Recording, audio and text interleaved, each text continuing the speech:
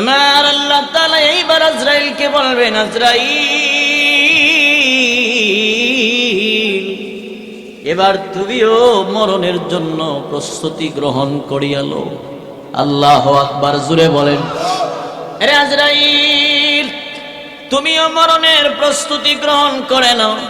আজরাইল আলাইহিস সালাতু ওয়াস সালাম ডাক দিয়া বলবেন, মালিক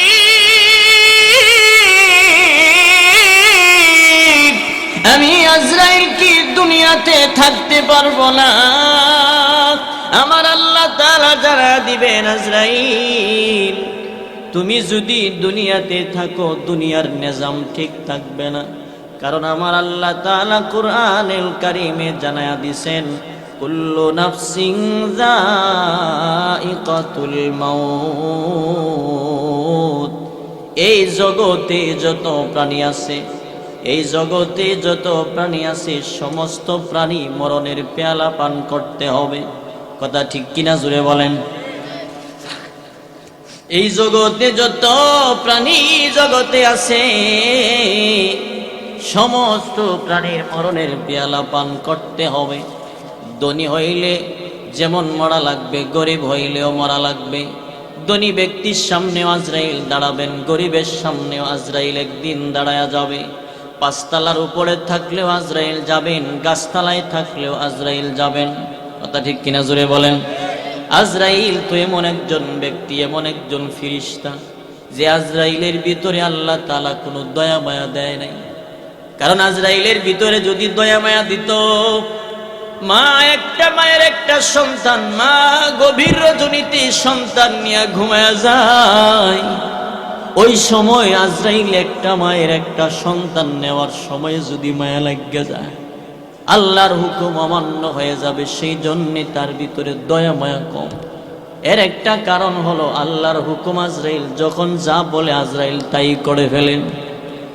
পাঁচতলা শুধু নয়, গ্লাসের ভিতরে যদি আপনাকে আবদ্ধ করে রাখা হয়, কমপ্লিট করে আপনাকে এমন একটা স্থানের ভিতরে রাখা হয় যে স্থানে গেলে কোনো একটা মশা পর্যন্ত ঢুকতে পারে না। আজরাইল এই সেফ থাকার পরেও গ্লাসের ভিতর দিয়ে আজরাইল ঢুকে যাবেন, গ্লাসও ভাঙ্গা লাগবে না। কথা ঠিক না বেঠিক জুড়ে বলেন। গ্লাসও ভাঙ্গা লাগবে না। আজরাইল তো এমন একজন পাওয়ারফুল ব্যক্তি আল্লাহ বানালেন। আজরাইলের সামনে দাঁড়াতে যখন মানুষ দাঁড়ায়া যাবে, আজরাইল যখন মানুষের সামনে দাঁড়ায়া যাবে, আজরাইলের ভয়ঙ্কর চেহারাটা যখন কোনো একটা নাফরমান ব্যক্তি দেখবে, চোখের পানিগুলো ছেড়ে ছেড়ে চিৎকার দিয়া বলবেন, বাঁচাও,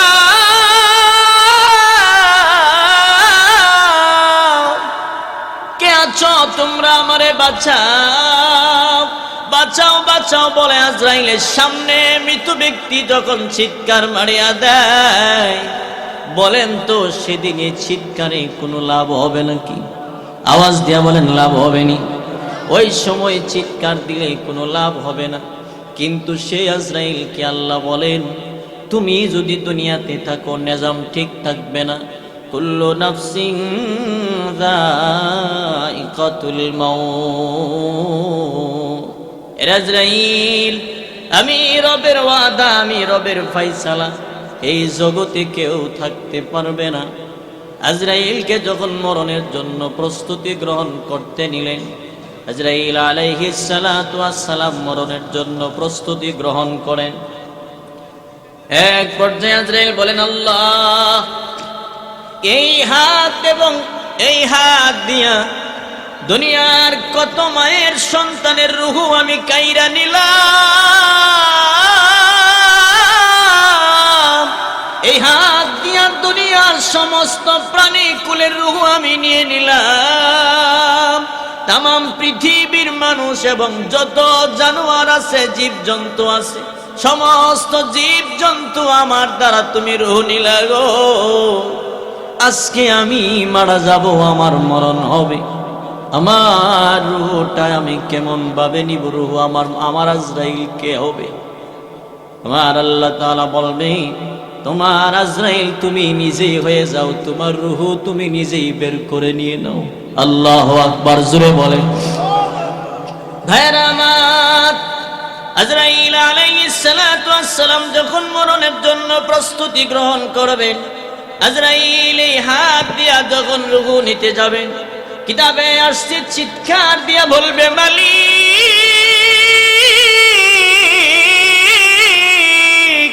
মরণের যন্ত্রণা বুঝি এত কষ্ট গো,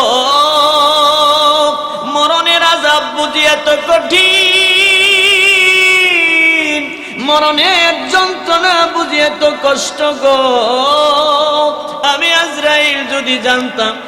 আজরাইল যদি জানতাম দুনিয়াতে মানুষের রূহ যখন নিতাম, মুমিনের রূহ নেওয়ার সময় আমি আরাম কইরা নিতাম। তার মানে বোঝা গেল রূহ নেওয়ার সময় প্রত্যেকটা মানুষের কষ্ট হয় কি হয় না? হ্যাঁ জোরে বলেন, হবে কি হবে না?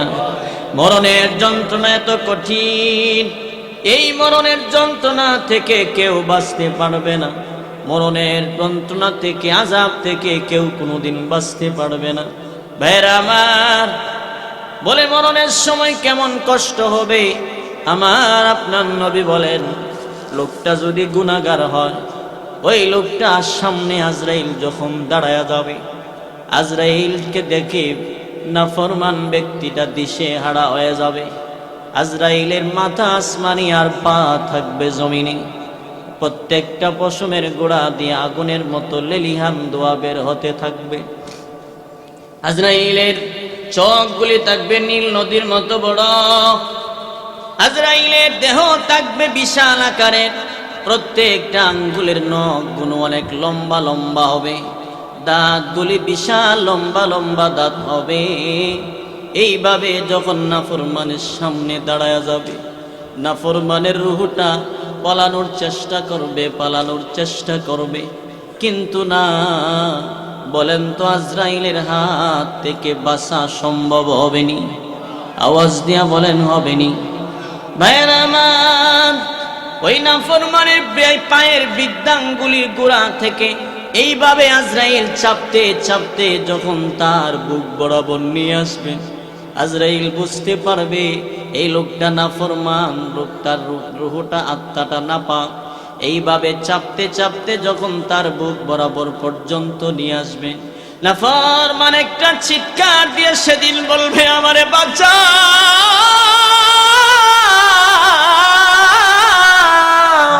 কে আছো তোমরা, আমারে বাঁচাও। আমার আপনার নবী বলেন, ওই দিন নাফরমান এমন একটা চিৎকার দিবে গো, যে চিৎকারের আওয়াজের কারণে তার কলিজা ঠাস ঠাস করে ফাইটা ভাগ হয়ে যাবে।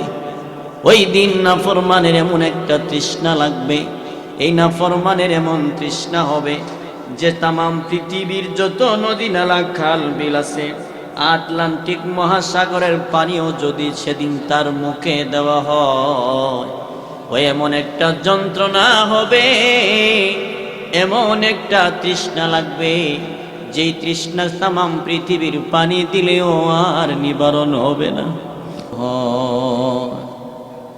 তোমার কাছে মিনতি আমার, তোমারই কাছে মিনতি আমার, মহামহিম দয়াময়, ঈমানের পথে অবিচল থেকে আমার মরণ যেন হয়। আলহামদুলিল্লাহ, ঐতিহ্যবাহী কুমিল্লা জেলার অন্তর্গত তুলাতুলি বাইতুল আমান জামে মসজিদের উদ্যোগে এলাকাবাসীর আয়োজনে আয়োজিত আজকের এই পবিত্র ওয়াজ ও দোয়ার মাহফিলে শ্রদ্ধে ভাজন সভাপতি সাহেব, উপস্থিত দিগার হযরত উলামায়ে কেরাম, আমার সামনে উপস্থিত দূর দূরান্ত থেকে আগত দিন প্রিয়, ইসলাম প্রিয় মুমিন মুসলমান ভাইরা, পর্দার আড়ালের অত্যন্ত সম্মানিতা নেককার মা ও বোনেরা, সকলের প্রতি আন্তরিক মোবারকবাদ জানিয়ে আমরা সর্বপ্রথম শুকর আদায় করছি সেই মহিয়ান গরিয়ান সত্তা যে রব্বে কারীম আল্লাহ তাআলা আমাকে আপনাকে দুনিয়ার সমস্ত ঝামেলা থেকে মুক্ত করে কোরআন এবং হাদিসের মজলিসে আসার বসার সুযোগ দিয়েছেন, সেই জন্য সকলেই কালিমাতুশ শুকর পড়ি আলহামদুলিল্লাহ। আমরা যারা বসতে পেরেছি, বলেন তো আমাদের জীবনের শেষ মাহফিল হইতে পারে কি পারে না? আওয়াজ দিয়ে বলেন। গত বছর এই মাহফিলে, এই বছর অনেক মানুষ ছিল এই সময়ে, এই বছর আর নাই। কি বলেন? এখানকার ভিতরে খোঁজ নিলে পাওয়া যাবে এখানের ভিতরে কারো ভাই নাই, কারো বাবা নাই, কারো মা নাই, কারো বোন নাই। মানে আসার একটা সিরিয়াল ছিল, কিন্তু যাওয়ার সময় সিরিয়াল নাই, লাইন ভাঙ্গা বিদায় হয়ে গেছে। কথা ঠিক কিনা বলে? আজকের এই মাহফিল আমাদের শেষ মাহফিল। আমরা এই মাহফিল থেকে তওবা করে বাড়িতে ফিরবো, রাজি আছি ইনশাআল্লাহ। ভাইয়েরা আমার, সময় কিন্তু চলে যাচ্ছে। এখানে আপনারা যারা আসছি, আমরা যারা এখানে বসছি, যারা আসে নাই তাদেরও সময় যাবে। আমরা যারা এখানে বসছি আমাদেরও সময় পার হয়ে যাবে। সময় কিন্তু আর দাঁড়িয়ে থাকবে না। কথা ঠিক কিনা বলেন? জিন্দেগি তোর যাইরে ফাঁকি দিয়া রে সোনার আদম, জিন্দেগি তোর যাই ফাঁকি দিয়া, জিন্দেগি তোর যাইরে ফাঁকি দিয়া রে সোনার আদম, জিন্দেগি তোর যাই ফাঁকি দিয়া। কথা ঠিক কিনা বলেন? চলে যাচ্ছে সময়, সময় চলে যাচ্ছে। এই জন্যে আমাদের সময় চলে যাওয়ার আগে, সময় আমাদেরকে মূল্যায়ন না করলেও আমরা সময়কে মূল্যায়ন করতে হবে। কথা ঠিক কিনা বলেন? এখানে আমরা যারা বসছি, ভাই স্টেজ এগুলোর আওয়াজ বন্ধ করে মাইকের আওয়াজ চালু করে দিন। আমার এগুলো আপাতত লাগবে না, আমার ওইটা থাকলে চলবো। এটা সাউন্ড বাড়িয়ে দেন, এটা আমার লাগবে না। আপনাদের কাছে কেমন লাগে আমি জানি না, হঠাৎ করে একটা বড় আওয়াজ কিন্তু হয়, ওই সময় খারাপ লাগে। এই দুইটার সাউন্ড বন্ধ করে দেন, কষ্ট নিয়ে না, ওইটার সাউন্ড বাড়ায় দেন, একটু কমাই দেন, মাইকের সাউন্ডগুলো দিয়ে দেন। আল্লাহ তাআলা আমাদেরকে এই মাহফিলে শেষ পর্যন্ত বসে তাওবার নিয়তে আমাদের সকলকে তাওবা করে বাড়িতে যাওয়ার তৌফিক দান করুন, আমিন। আমরা যদি এই মাহফিলে আমরা যারা বসছি, আমরা যদি তাওবা করি, আল্লাহ তাআলা আমাদেরকে ক্ষমা করতে পারে কি পারে না? জোরে বলেন, পারে কি পারে না? আল্লাহ আয়াতে বলেন, قل يا عبادي الذين أسرفوا على أنفسهم لا تقنطوا من رحمة الله إن الله يغفر الذنوب جميعا إنه هو الغفور الرحيم। আল্লাহ তাআলা বলেন, গুনাহ কত করছো, তোমার গুনার পরিমাণ কি হয়েছে, তামাম আসমান জমিন পরিমাণও যদি তোমার পাপ হয়ে থাকে, লা তাকনাতু মির রাহমাতিল্লাহ, তওবা করো, আমি রবের রহমত থেকে নিরাশ হয়েও না, কান্দো, চোখের পানি ফালায় দাও, আমি আল্লাহ মাফ করে দিব। আর একটু জোরে বলেন না সুবহানাল্লাহ। এখন প্রশ্ন হলো, হুজুর আমি যে একদিন তওবা করব, আমার 40 বছর 30 বছর 20 বছর পাপ করছি, একদিন তওবা করলে কত দিনের গুনাহ মাফ করবে? আল্লাহ বলেন, ইন্নাল্লাহা ইয়াগফিরুয যুনুবা জামিআ। আমার আল্লাহ তাআলা বলেন, আরে বান্দা বান্দি শুনিয়া লও, একদিন যদিও তোমরা তওবা করো, একদিন তওবার বিনিময়ে আমি রব তোমার সমস্ত গুনাহগুলো মাফ করিয়া দেই। কেন আমি আপনি আল্লাহ বলেন আমি কেন মাফ করিয়া দেই জানোনি? কারণ ইন্নাহু হুয়াল গফুরুর রহিম। আমার আল্লাহ তাআলা জানায়া দেন, আমি আল্লাহর একটা নাম হইল রহিম,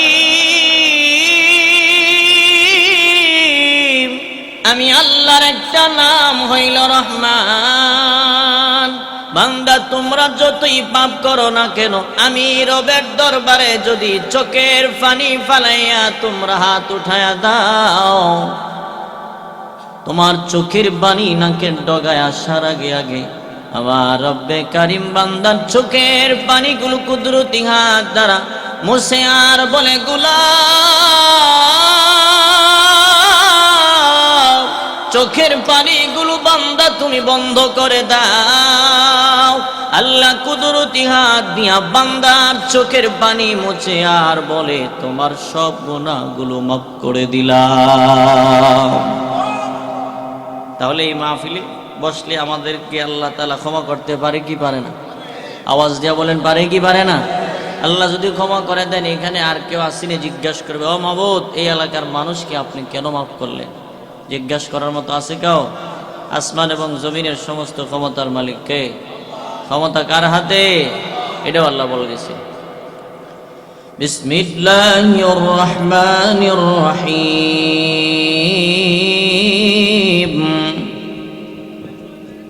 লিল্লাহি মুলকুস সামাওয়াতি ওয়াল আরদি ওয়াল্লাহু আলা কুল্লি শাইইন কাদির।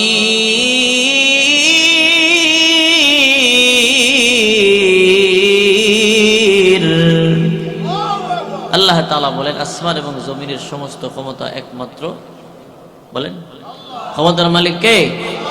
ক্ষমতা কার হাতে?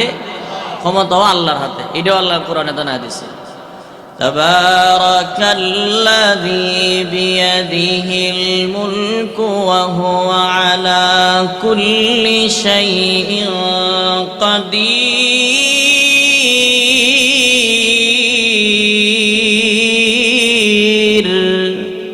আল্লাহ তাআলা বলেন, যারা বলো ক্ষমতা তোমার হাতে, লাঠিয়াল বাহিরে থাকলে মনে করে ক্ষমতা বুঝি তার হাতে। কথা কয় না? কথা ঠিক কিনা বলেন? যদি সমাজ বড় থাকে, গোষ্ঠী বড় থাকে, তাহলে এই বেড়ার ভাবটাই অন্যরকম থাকে। আমার গোষ্ঠী বড়, টাকা পয়সা বেশি থাকলেও তার হাতে ক্ষমতা মনে করে, সে মনে করে যে ওগুলো ক্ষমতা তার হাতে। কিন্তু দেখবেন এইসব লোকরে যদি ডেলি প্রতিদিন একবারে 3-4 বার টয়লেটও যায়, পাতলা পায়খানা হয়, আর একবার বমি হয়, তখন দেখবেন বাবু আর লড়ে চড়ে না। কথা ঠিক কিনা বলেন? বাবু তো আর মাতে না। ওই সময় বিবি যদি বলে ভাত খাইবেন নি, বারবার 2-3 বার বললে বিবির দিকে শখ রাঙ্গায় চাইব, চুপ থাকো, ভালো লাগে না, চুপ থাকো, খাওয়ার মজা লাগে না। কথা কন কেন? ক্ষমতা দিয়ে বলছিল, মাত্র 3 বার টয়লেটে গেছে, একবার বমি হয়েছে, শেষ সমস্ত ক্ষমতা। কথা ঠিক কিনা জোরে কন? এই জন্য ক্ষমতার মালিক কে? তাবারাকাল্লাযী বিয়াদিহিল মুলক ওয়া হুয়া আলা কুল্লি শাইইন কাদির। সম্মানিত সুধী, আমাকে আজকে একটা বিষয় দেওয়া হয়েছে। আমাকে বলা হয়েছে, হুজুর আপনি সূরাতুল জিলজাল থেকে আলোচনা করবেন। সূরাতুল জিলজাল, এই সূরাটার নাম সূরাতুল, জোরে বলেন কি? জিলজাল সূরার বাংলা হলো ভূমিকম্পের সূরা। বলেন কিসের সূরা? আওয়াজ দিয়ে বলেন কিসের সূরা? ভূমিকম্পের সূরা। এই সূরাতুল জিলজালে আল্লাহ তাআলা কি বলেছেন, কি বুঝিয়েছেন, এই সম্পর্কে আপনাদের সামনে কিছু কথা ইখলাসের সহিত বলার এবং আপনাদের সকলকে ইখলাস এবং ধৈর্য সহকারে আমলের নিয়তে শোনার তৌফিক দান করুন, আমিন। সম্মানিত সুধী, আল্লাহ তাআলা এই সূরাতে বলছেন, বিসমিল্লাহির রহমানির রহিম, ইযা যুলজিলাতিল আরদু জিলজালাহা। আল্লাহ তাআলা বলেন, যখন জমিন কম্পন আরম্ভ হয়ে যাবে, ইযা যুলজিলাতিল আরদু জিলজালাহা, জমিন যেদিন কম্পন আরম্ভ হবে, বলে জমিন কোন দিন কম্পন আরম্ভ হয়ে যাবে? আল্লাহ তাআলা আরেক আয়াতে বলেন, ওয়ানুফিখা ফিস-সূরি ফাসঈকা মান ফিস-সামাওয়াতি ওয়া মান ফিল আরদি ইল্লা মান শাআল্লাহ। আল্লাহ তাআলা বলেন, ইসরাফিল আলাইহিস সালাতু ওয়াস সালামকে যেদিন আমার আল্লাহ বলবেন, রে ইসরাফিল, তুমি তোমার সিংহাটা বাজায় দাও, তোমার সিংহায় তুমি ফুৎকার দিয়ে দাও, সেদিন কিন্তু ভূমিকম্প আরম্ভ হয়ে যাবে। কেমন আরম্ভ হবে? আল্লাহ তাআলা কুরআনে হাকিমে বলেন, ইযা যুলজিলাতিল আরদু জিলজালাহা ওয়া আখরাজাতিল আরদু আসকালাহা। সেদিন জমিনের ভিতরে যা আছে জমিন সেদিন বের করে দিবে। আল্লাহু আকবার, জোরে বলেন। কোন দিন বের করে দিবেন? কোন দিন? আল্লাহ তাআলা বলেন ওয়ানুফিখা ফিস সূরি ফাসঈকা মান ফিস সামাওয়াতি ওয়া মান ফিল আরদি ইল্লা মান শাআল্লাহ। আমার আল্লাহ তাআলা বলেন যেদিন আল্লাহ ইসরাফিল আলাইহিস সালাতু ওয়াস সালামকে বলবেন তুমি সিংহায় ফুৎকার দাও, ইসরাফিল আলাইহিস সালাতু ওয়াস সালাম যখন সিংহায় ফুৎকার দিবেন, এই আওয়াজটা এত কঠিন আওয়াজ হবে, এই আওয়াজটা তামাম পৃথিবীর মধ্যে ছড়ায়া ছিটায়া যাবেন। মা তার সন্তান নিয়ে ঘুমায়া থাকবেন, চাকরিওয়ালা তার চাকরির কাজে ব্যস্ত থাকবেন, কৃষকওয়ালা তার কৃষি কাজ নিয়ে ব্যস্ত থাকবেন। ঠিক এর ভিতর দিয়ে ইসরাফিলের সিংহার আওয়াজ প্রত্যেকটা মানুষের কানে কানে গিয়ে যখন আওয়াজটা ঢুকে যাবে, মানুষগুলো ধীর স্বস্তির ভাবে মনোযোগ সহকারে আওয়াজটা শুনতে থাকবে। মানুষগুলো দাঁড়ায় দাঁড়ায় বলবেন, রে এটা বিশাল এত কঠিন আওয়াজ কিসের আওয়াজ, যে আওয়াজের মাত্রা শুধু বাড়তেই আছে। আল্লাহু আকবার, জোরে বলেন। আওয়াজের মাত্রা শুধু বাড়তেই আছে, বাড়তেই আছে। মানুষগুলো দাঁড়ায় দাঁড়ায় আওয়াজটা শুনবেন। এই আওয়াজটা শোনার পরে মানুষগুলো মরণের কুলে ঢলে পড়ে যাবে। মানুষগুলো নিজের জান বাঁচানোর জন্য ওই দিন যখন দৌড়াইতে থাকবে, তাকায়া দেখবে জমিনগুলো উপরে উঠতে আছে। মানুষগুলো চিৎকার দিয়ে জমিন রে বলবেন, জমিন তুমি কেন এইভাবে ভূমিকম্প আরম্ভ হয়ে গেলে রে? আমরা তো দেখতাম তুমি স্থির ভাবে জমিনে বসবাস করতে, তোমার মাঝে আমরা বিচরণ করতাম। আজকে দেখলাম তুমি উপরের মাটিগুলো নিচে যাচ্ছে, নিচের মাটি উপরে উঠছে। কারণটা কি? জমিন তখন বলবেন, ওয়াখরাজাতিল আরদু আসকালাহা ওয়া কালাল ইনসানু মা লাহা। মানুষ যখন জমিনকে বলবে তোমাদের এই অবস্থা কেমন করে হলো, তখন জমিন জবাব দিবেন, বিআন্না রাব্বাকা আওহা লাহা। রে আমরা যেইভাবে উতরাইতে আছি, এটা আমাদের নিজস্ব কোনো ক্ষমতা নয়। চিৎকার দিয়ে বলেন না ক্ষমতা কার? আর একটু আওয়াজ দিয়ে বলেন কার? জমিন সেদিন নিচের মালিকগুলো উপরে দিবেন, উপরের মাটি নিচে যাবেন।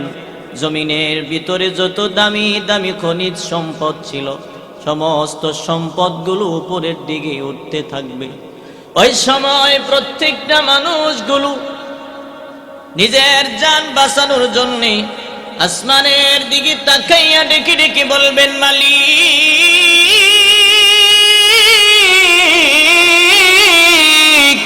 এরে জাহানের মালিক আল্লাহ। এই ইসরাফিলের সিংহার আওয়াজটা এত কঠিন ভয়ানক অবস্থা হবে, মা তার সন্তানের কথাগুলো মনে রাখবে না। আল্লাহ তাআলা বলেন, ইয়াউমা তারাউনাহা তাযহালু কুল্লু মুরদিআতিন আম্মা আরদাত ওয়া তাদউ কুল্লু যাতি হামলিন হামলাহা। ওই দিন গর্ভবতী মা পেটে বাচ্চা নিয়ে যখন চলাফেরা করবেন, রে সিংহের আওয়াজটা এত কঠিন। এই সিংহের আওয়াজের কারণে আল্লাহ তাআলা কোরআনে বলেন, গর্ভবতী মায়ের সন্তান সেদিন ভূমিষ্ঠ হয়ে যাবে। আল্লাহু আকবার, জোরে বলেন। ওয়াতারান নাসা সুকারা ওয়া মা হুম বিসুকারা। ওই দিন মানুষগুলো মদ পান করলে যেমন মানুষগুলো মাতাল হয়ে যায়, ওই দিন মানুষগুলো অবস্থা দেখে মাতালের মতো হয়ে যাবে, মাতালের মতো হয়ে যাবে। কিন্তু আসলে তারা মাতাল নয়, পাগল নয়। এই ভয়ানক অবস্থা দেখি মানুষের ভিতর আর ঠিক থাকবে না, মানুষগুলো দিশেহারা হয়ে যাবে। শুধু তাই নয়, প্রত্যেকটা মানুষগুলো নিজের জান বাঁচানোর জন্য দৌড়াবে, চিৎকার দিয়ে বলবেন, মালিক, আরে আসমানের মালিক আল্লাহ, আপনি আমাদেরকে বাঁচান, বাঁচাও বাঁচাও বলে মানুষগুলো দৌড়াইতে থাকবে, সামনের দিকে আগাবে। কেউ সেদিন কারো কোনো উপকারে আসবে না, দৌড়াইতে থাকবেন। এক পর্যায়ে আসমানের দিকে যখন মানুষগুলো তাকাবেন, ওই সময় তাকায়া দেখবেন ইদাস সামাউ ফাতারাত, ওই সময় আসমানগুলো টুকরা টুকরা হইয়া জমিনে পড়বে। আল্লাহু আকবার, জোরে বলেন। আসমানগুলো ভেঙে টুকরা টুকরা হইয়া জমিনে পড়বেন। ওয়াইদাল কাওয়াকিবু তাসারাত, এক একটা তারকাগুলো ছিটকে ছিটকে সেদিন জমিনে পড়বেন। তারকাগুলো ছিটকে ছিটকে যখন জমিনে পড়ে যাবেন, শুধু এতটুকুই শেষ নয়, ওই সময় আল্লাহ তাআলা বলেন ওয়াইদাল কুবুরু বু'সিরাত, প্রত্যেকটা কবরের দরজা সেদিন খুলে দেওয়া হবে। প্রত্যেকটা কবরের দরজা সেদিন খুলে দেওয়া হবে। কবর থেকে দৌড়াইয়া মানুষগুলো উপরে উঠবে, উপরের জিনিস নিচে যাবেন। ওয়াইদাল বিহারু ফুজ্জিরাত, যত নদী নালা খাল বিল আছে, সমস্ত সাগর উপসাগর মহাসাগর আটলান্টিক মহাসাগরে পর্যন্ত সেদিন পানি ধরাইয়া দেওয়া হবে। সেদিন পানির ভিতরে আগুন ধরাইয়া দেওয়া হবে। এইদিকে আল্লাহ তাআলা শুধু এতটুকুই শেষ নয়, যেদিন সিংহার আওয়াজটা বাড়তে থাকবে, সিংহার আওয়াজের তাপমাত্রা শুধু বাড়বে আর বাড়বে। আল্লাহ তাআলা কুরআনুল কারীমে সূরাতুল কারিয়াতে বলেন ওয়াতাকুনুল জিবালু কালইহনিল মানফুস, দুনিয়ার জমিনে দেখবেন যখন ক্লেপ্তসুক যারা বানায়, তুলা দিয়া যাদের কাজ আর কর্ম, তাদের লেপ্তসুক কম্বল বালিশ বানাইতে গিয়া একটা 1 থেকে 1.5 হাত লম্বা একটা লাঠি নিয়ে তুলাগুলো এইভাবে বাইরাইতে থাকে সমান করার জন্য। কথা ঠিক কিনা জোরে বলেন? 1 থেকে 1.5 হাত লম্বা একটা লাঠি দিয়া তুলাতে এইভাবে বাইরাইতে থাকে তুলাগুলো সমান হওয়ার জন্য। যে লাঠি দিয়া তারা তুলাতে আঘাত করে, ওই সময় দেখবেন লাঠির আঘাতে কিছু তুলা এইভাবে লেগে লেগে শূন্য স্থানে উঠতে থাকে, হাওয়ার উপরে এইভাবে উড়ে কি উড়ে না? আওয়াজ দিয়া বলেন। আল্লাহ তাআলা বুঝা দিলেন ওয়াতাকুনুল জিবালু কালইহনিল মানফুস, ওই তুলা দুলনেওয়ালার মতো সিংহার আওয়াজটা যখন দুনিয়ার জমিনে যত বড় বড় পাহাড় আছে, কোনো একটা পাহাড়ের ভিতর দিয়া যখন এই আওয়াজটা ঢুকবে, অপর দিক দিয়া বের হয়ে যাবে। আর এই আওয়াজের কারণে প্রত্যেকটা পাহাড়গুলি তুলার মতো উপরে এইভাবে উঠতে থাকবে। আল্লাহু আকবার, জোরে বলেন। ভাইরা আমার, অবস্থাটা সেদিন কঠিন হবে না সহজ হবে? আরো জোরে বলেন, কঠিন না সহজ?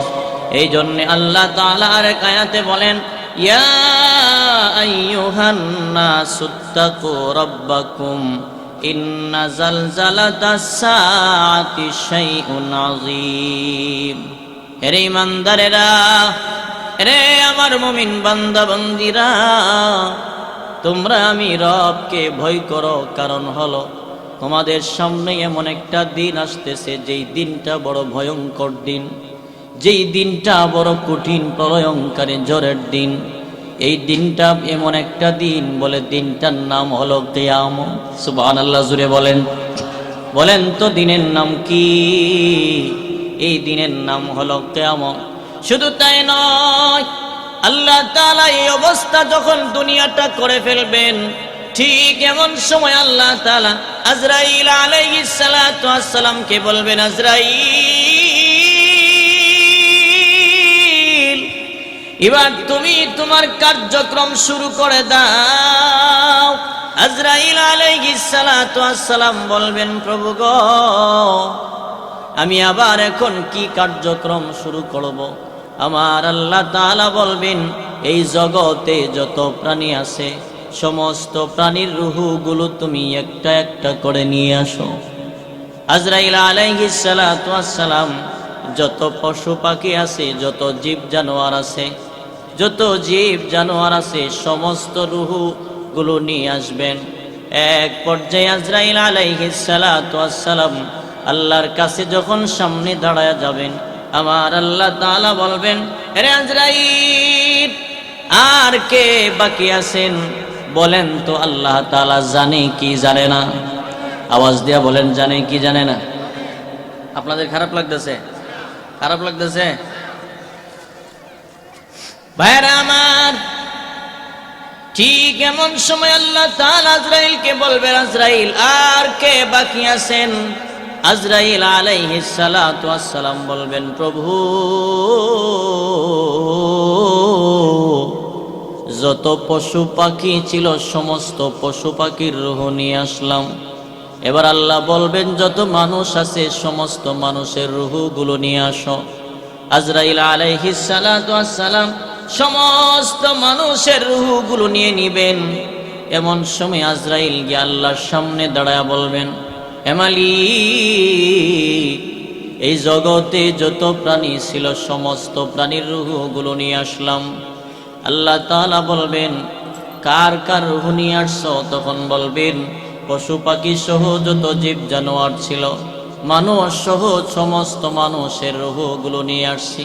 আমার আল্লাহ তাআলা বলবেন, আর কে কে বাকি আছেন? আজরাইল আলাইহিস সালাতু ওয়াস সালাম বলবেন, মালিক, এরে জাহানের মালিক আল্লাহ, এই জগতে মানুষ আর জিন অন্য কোনো কিছু জগতে নাই। আমরা বড় বড় 4 জন ফেরেশতা বাকি আছি, আর আপনার আরশ বহনকারী 8 জন ফেরেশতা বাকি আছে। আমার আল্লাহ তাআলা বলবেন, যাও এবার তুমি আরশ বহনকারী 8 জন ফেরেশতা যারা আছে তাদের রূহটা এবার তুমি নিয়ে আসো। সামনে দাঁড়ায়া বলবেন, প্রভু গো, আরশ বহনকারী 8 জন ফেরেশতার রূহ পর্যন্ত নিয়ে এসেছি। আল্লাহ বলবেন, আর কয়জন বাকি আছে? আজরাইল সেদিন বলবেন, আমরা বড় বড় 4 জন ফেরেশতা বাকি আছে, জিবরাইল, মিকাইল, ইসরাফিল আর আমি আজরাইল। আল্লাহ তাআলা বলবেন, তুমি ব্যতীত যারা আছে সকলের রূহগুলো একটা একটা করে নিয়ে আসো। আল্লাহু আকবার, জোরে বলেন। আজরাইল আলাইহিস সালাতু ওয়াস সালাম যেই মাত্র মিকাইলের রূহটা নেওয়ার জন্য মিকাইলের সামনে গিয়ে দাঁড়াবেন, আর নরম সুরে সুরে বলবেন, ভাই মিকাইল, এই জগতে আর থাকার কোনো সুযোগ নাই। আমার রবের পক্ষ থেকে ঘোষণা হয়ে গেছে তোমার রূহটা নেওয়ার জন্য রে। তুমি প্রস্তুতি গ্রহণ করে নাও, তোমার রূহ এখন নেওয়া হবে। মিকাইলের রূহ যখন নেওয়া হবে, জিবরাইলের রূহ নেওয়া হবে, ইসরাফিলের রূহ নেওয়া হবে। 3 জনের রূহটা যখন নেওয়া হবে, আমার রবের সামনে আজরাইল যখন গিয়ে দাঁড়াবেন আর বলবে, মালিক,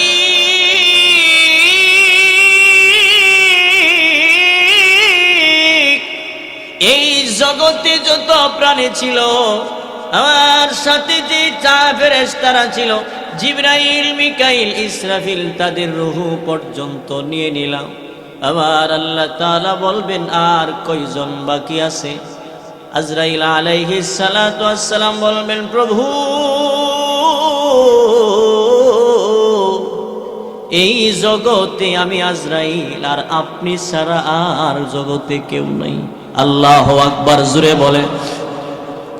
মালিক, এই জগতে আমি আজরাইল আছি আর আপনি আল্লাহ আছেন, কিন্তু প্রভু গো, আপনি থাকলে কি হবে? আপনার তো কোনো মরণ নাই, মরণ আপনাকে গ্রাসও করতে পারবে না, কারণ আপনি হচ্ছেন হাইয়ুল কাইয়্যুম, তাখুযুহু সিনাতুন ওয়ালা নাওম।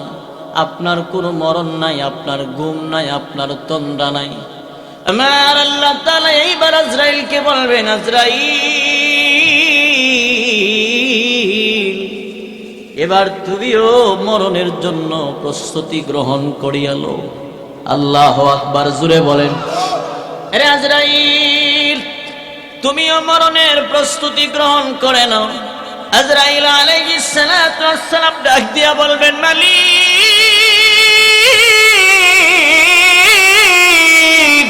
আমি আজরাইল কি দুনিয়াতে থাকতে পারবো না? আমার আল্লাহ তাআলা যারা দিবেন, আজরাইল তুমি যদি দুনিয়াতে থাকো দুনিয়ার নিজাম ঠিক থাকবে না। কারণ আমার আল্লাহ তাআলা কুরআনুল কারীমে জানায়া দিয়েছেন, কুল্লু নাফসিন যায়িকাতুল মাউত। এই জগতে যত প্রাণী আছে, এই জগতে যত প্রাণী আছে, সমস্ত প্রাণী মরণের পেয়ালা পান করতে হবে। কথা ঠিক কিনা জুড়ে বলেন। এই জগতে যত প্রাণী জগতে আছে, সমস্ত প্রাণীর মরণের পেয়ালা পান করতে হবে। ধনী হইলে যেমন মরা লাগবে, গরিব হইলেও মরা লাগবে। ধনী ব্যক্তির সামনেও আজরাইল দাঁড়াবেন, গরিবের সামনেও আজরাইল একদিন দাঁড়ায়া যাবে। পাঁচতলার উপরে থাকলেও আজরাইল যাবেন, গাছতলায় থাকলেও আজরাইল যাবেন। কথা ঠিক কিনা জোরে বলেন। আজরাইল তো এমন একজন ব্যক্তি, এমন একজন ফিরিস্তা, যে আজরাইলের ভিতরে আল্লাহ তাআলা কোনো দয়া মায়া দেয় নাই। কারণ আজরাইলের ভিতরে যদি দয়া মায়া দিত, মা একটা মায়ের একটা সন্তান, মা গভীর রজনীতে সন্তান নিয়ে ঘুমায়া যায়, ওই সময় আজরাইল একটা মায়ের একটা সন্তান নেওয়ার সময় যদি মায়া লাগিয়ে যায়, আল্লাহর হুকুম অমান্য হয়ে যাবে। সেই জন্যে তার ভিতরে দয়া মায়া কম। এর একটা কারণ হলো আল্লাহর হুকুম আজরাইল যখন যা বলে আজরাইল তাই করে ফেলেন। পাঁচতলা শুধু নয়, গ্লাসের ভিতরে যদি আপনাকে আবদ্ধ করে রাখা হয়, কমপ্লিট করে আপনাকে এমন একটা স্থানের ভিতরে রাখা হয় যে স্থানে গেলে কোনো একটা মশা পর্যন্ত ঢুকতে পারে না, আজরাইল এই সেফ থাকার পরেও গ্লাসের ভিতর দিয়ে আজরাইল ঢুকে যাবেন, গ্লাসও ভাঙ্গা লাগবে না। কথা ঠিক না বেঠিক জুড়ে বলেন। গ্লাসও ভাঙ্গা লাগবে না। আজরাইল তো এমন একজন পাওয়ারফুল ব্যক্তি আল্লাহ বানালেন। আজরাইলের সামনে দাঁড়াতে যখন মানুষ দাঁড়ায়া যাবে, আজরাইল যখন মানুষের সামনে দাঁড়ায়া যাবে, আজরাইলের ভয়ঙ্কর চেহারাটা যখন কোনো একটা নাফরমান ব্যক্তি দেখবে, চোখের পানিগুলো ছেড়ে ছেড়ে চিৎকার দিয়া বলবেন, বাঁচাও,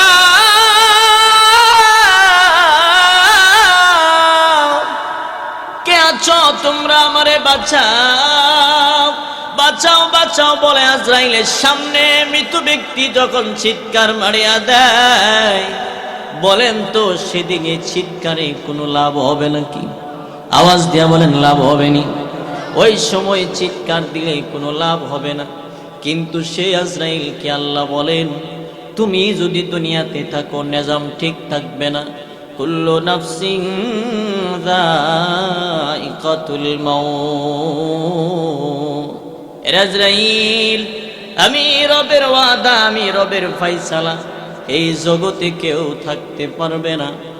আজরাইলকে যখন মরণের জন্য প্রস্তুতি গ্রহণ করতে নিলেন, আজরাইল আলাইহিস সালাতু ওয়াস সালাম মরণের জন্য প্রস্তুতি গ্রহণ করেন।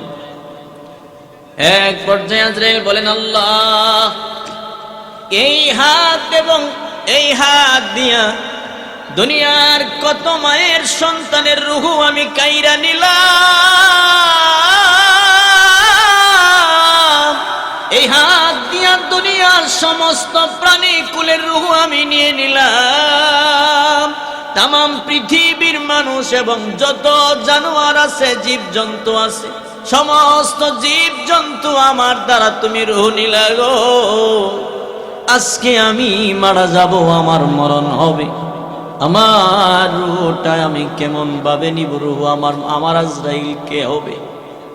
আমার আল্লাহ তাআলা বলবে, তোমার আজরাইল তুমি নিজেই হয়ে যাও, তোমার রূহ তুমি নিজেই বের করে নিয়ে নাও। আল্লাহু আকবার, জোরে বলে। ভাইরা আমার, আজরাইল আলাইহিস সালাতু ওয়াস সালাম যখন মরণের জন্য প্রস্তুতি গ্রহণ করবেন, আজরাইল এই হাত দিয়া যখন রূহ নিতে যাবেন, কিতাবে আসছে চিৎকার দিয়া বলবে, মালিক, মরণের যন্ত্রণা বুঝি এত কষ্ট গো, মরণের আযাব বুঝি এত কঠিন, মরণের যন্ত্রণা বুঝি এত কষ্ট গো। আমি আজরাইল যদি জানতাম দুনিয়াতে মানুষের রূহ যখন নিতাম, মুমিনের রূহ নেওয়ার সময় আমি আরাম কইরা নিতাম। তার মানে বোঝা গেল রূহ নেওয়ার সময় প্রত্যেকটা মানুষের কষ্ট হয় কি হয় না? জোরে বলেন হবে কি হবে না? মরণের যন্ত্রণা এত কঠিন, এই মরণের যন্ত্রণা থেকে কেউ বাঁচতে পারবে না। মরণের যন্ত্রণা থেকে, আযাব থেকে কেউ কোনোদিন বাঁচতে পারবে না। ভাইরা আমার, বলে মরণের সময় কেমন কষ্ট হবে। আমার আপনার নবী বলেন, লোকটা যদি গুনাহগার হয়, ওই লোকটা সামনে আজরাইল যখন দাঁড়ায়া যাবে, আজরাইলকে দেখে নাফরমান ব্যক্তিটা দিশে হারা হয়ে যাবে। আজরাইলের মাথা আসমানি আর পা থাকবে জমিনে। প্রত্যেকটা পশমের গোড়া দিয়ে আগুনের মতো লেলিহান ধোঁয়া বের হতে থাকবে। আজরাইলের চোখগুলি থাকবে নীল নদীর মতো বড়। আজরাইলের দেহ থাকবে বিশাল আকারের, প্রত্যেকটা আঙ্গুলের নখগুলো অনেক লম্বা লম্বা হবে, দাঁতগুলি বিশাল লম্বা লম্বা দাঁত হবে। এইভাবে যখন নাফরমানের সামনে দাঁড়ায়া যাবে, নাফরমানের রূহটা পালানোর চেষ্টা করবে, কিন্তু না। বলেন তো আজরাইলের হাত থেকে বাঁচা সম্ভব হবে নি? আওয়াজ দিয়া বলেন হবে নি? ভাইরা আমার, ওই নাফরমানের পায়ের বৃদ্ধাঙ্গুলির গোড়া থেকে এইভাবে আজরাইল চাপতে চাপতে যখন তার বুক বরাবর নিয়ে আসবে, আজরাইল বুঝতে পারবে এই লোকটা নাফরমান, লোকটার রূহটা, আত্মাটা নাপাক। এইভাবে চাপতে চাপতে যখন তার বুক বরাবর পর্যন্ত নিয়ে আসবে, নাফরমান একটা চিৎকার দিয়ে সেদিন বলবে, আমারে বাঁচাও,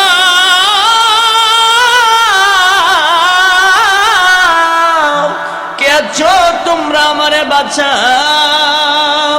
আমার আপনার নবী বলেন, ওই দিন নাফরমান এমন একটা চিৎকার দিবে গো, যে চিৎকারের আওয়াজের কারণে তার কলিজা ঠাস ঠাস করে ফাইটা বাগ হয়ে যাবে।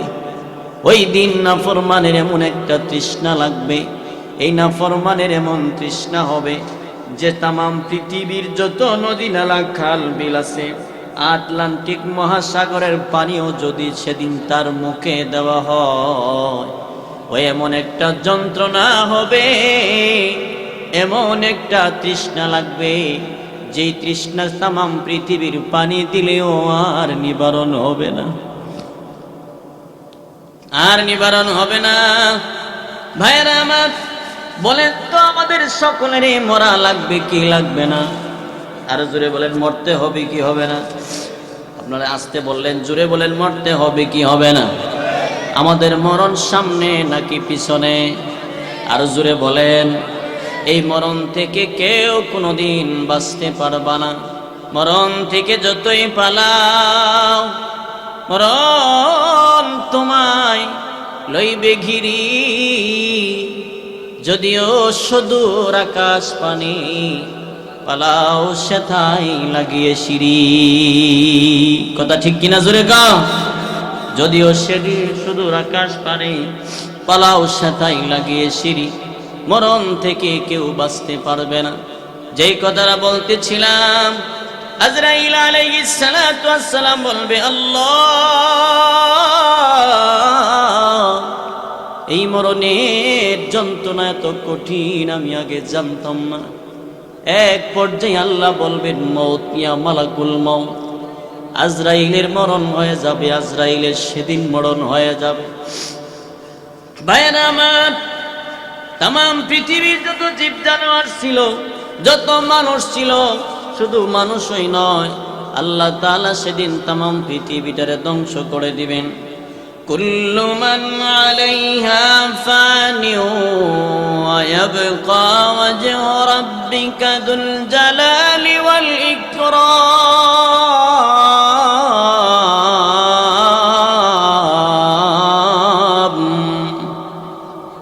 আল্লাহ তাআলা ব্যতীত যত প্রাণী আছে, সমস্ত প্রাণী শুধু নয়, তামাম পৃথিবীটাই সেদিন ধ্বংস হয়ে যাবে। বলেন তো বাকি থাকবেন কে? আওয়াজ দিয়া বলেন কে? সেদিন আমার আল্লাহ তাআলা শুধুমাত্র বাকি থাকবেন আমার যে আয়াত সূরা দেওয়া হয়েছে। আল্লাহ তাআলা এই সূরাতে বলেন, ওয়াকালাল ইনসানু মা লাহা ইয়াউমাইযিন তুহাদ্দিসু বিআন্না রাব্বাকা আওহা লাহা ইয়াউমাইযিন তুহাদ্দিসু আখবারাহা।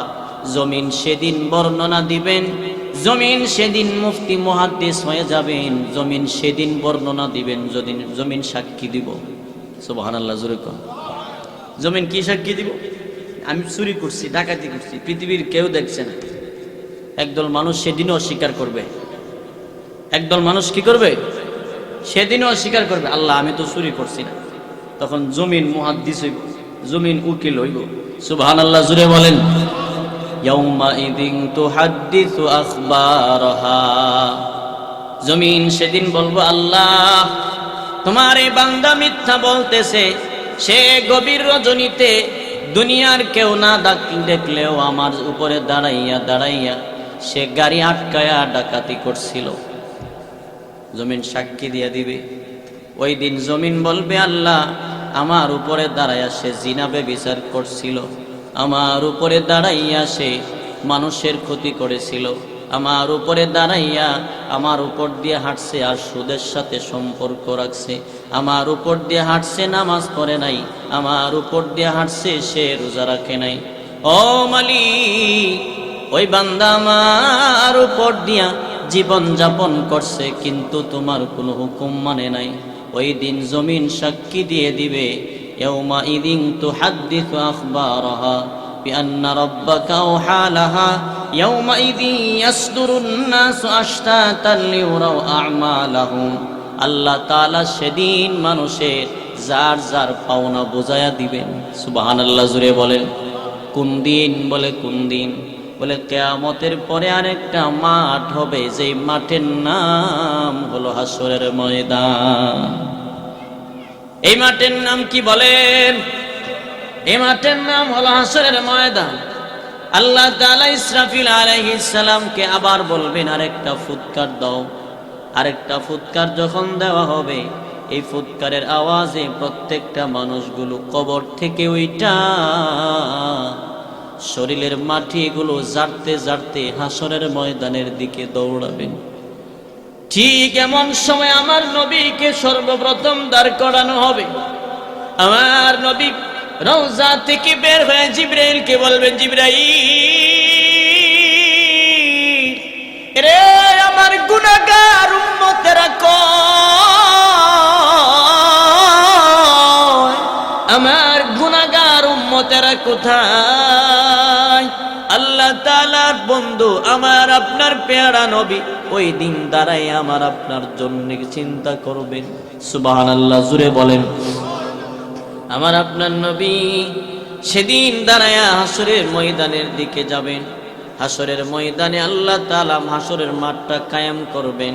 এই হাসরের ময়দানে কায়েম করার মানে হইল, যেই ব্যক্তি গরিব ছিল, আমি ধনী মানুষ, তার থেকে 1000 টাকা নিয়ে আসছি, তারে দিলাম না, সে দুর্বল, আমার থেকেও নিতে পারল না। আল্লাহ তো ইনসাফওয়ালা, আল্লাহ তো ইনসাফওয়ালা। ওই দিন গরিবের পাওনা বোঝায় দেওয়ার জন্য হাসরের ময়দান। সুবহানাল্লাহ, জোরে বল। আমাদের সমাজ এমন আছে না নাই? কি কোন আছে না নাই? জবরদস্তি করা, অন্যের জমি দখল করে খাওয়া, অন্যের মাল আত্মসাৎ করে খাওয়া, অন্যের উপর জুলুম করা, এরকম জুলুম করনেওয়ালা লোক আছে না নাই? আমি তো দুর্বল, আপনি আমার আঘাত করছেন, প্রতিশোধ আমি নিতে পারছি না দুনিয়াতে, কিন্তু আমার ভিতরে তো একটা কষ্ট রয়ে গেছে। কি কন? যে ব্যক্তি প্রতিশোধ না নিতে পারে তার ভিতরে অনেক কষ্ট থাকে। এখন তারই কষ্টটা দূর করাবো কে? দুনিয়ার কেউ আর দূর করাবার সুযোগ নাই। এই জন্য আল্লাহ হাসরের মাঠটা কায়েম করে, ইয়াউমাইযিন ইয়াসদুরুন নাসু আশতাতান লিউরাউ আ'মালাহুম।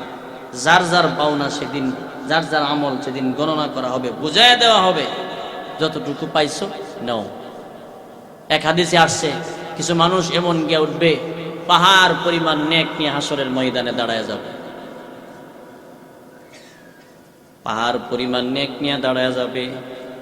ঠিক এমন সময় একজন ব্যক্তি এসে বলবেন, আল্লাহ ওই লোকটা আমার উপর জুলুম করছিল, আমারে নির্যাতন করছিল, আমার টাকা নিয়ে আমার দিল না, আল্লাহ সেদিন বলবে তার তুমি টাকা দাও। কঠিন কিয়ামত হাসরের ময়দানে টাকার কাম দুনিয়ার টাকা দিয়ে আর চলবে নি। জোরে বলেন চলবে? সেদিন মানুষগুলো আর তার টাকা চলবে না। ওই সময় বলবে আল্লাহ আমার তো টাকা নাই, তাহলে তোমার নেক দিয়ে দাও। এইভাবে দিতে দিতে দিতে দিতে সমস্ত নেক দেওয়া হবে, তারপরেও পাওনাদার আরো রয়ে যাবে।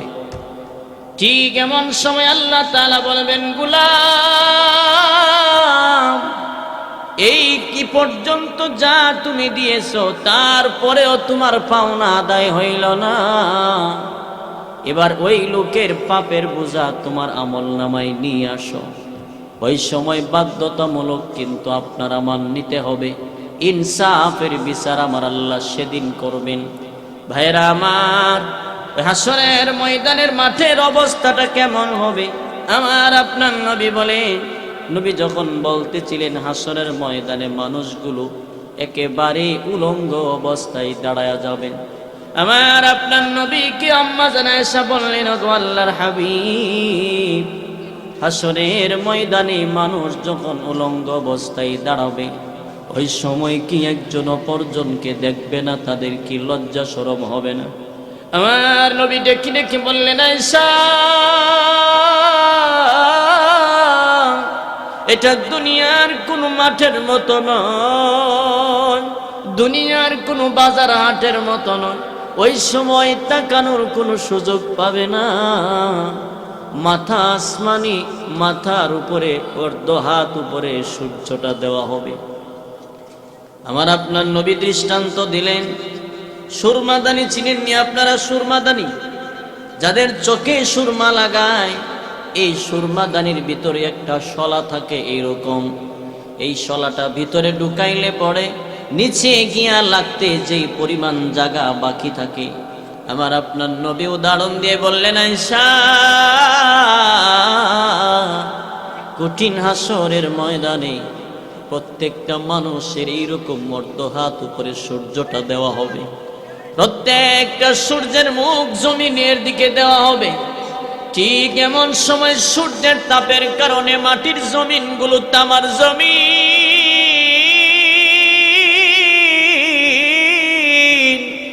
এই তামার জমিন এত গরম হবে, এত গরম দেখবেন লোহাতে 5 মিনিট আগুন দিলে যত গরম হয় তার থেকে বেশি গুণ গরম হয় তামা। কথা ঠিক না বেঠিক? জুড়ে বলেন। লোহা থেকে তামা গরম কম হয় না বেশি হয়? বেশি হয় এই জন্যে, কারণ এটার ভিতরে হিট বেশি। হাসরের ময়দানটা এমন হবে, আমার আপনার নবী বলেন আয়েশা মানুষগুলো হা করে আসমানের দিকে তাকাইয়া বলবেন মালিক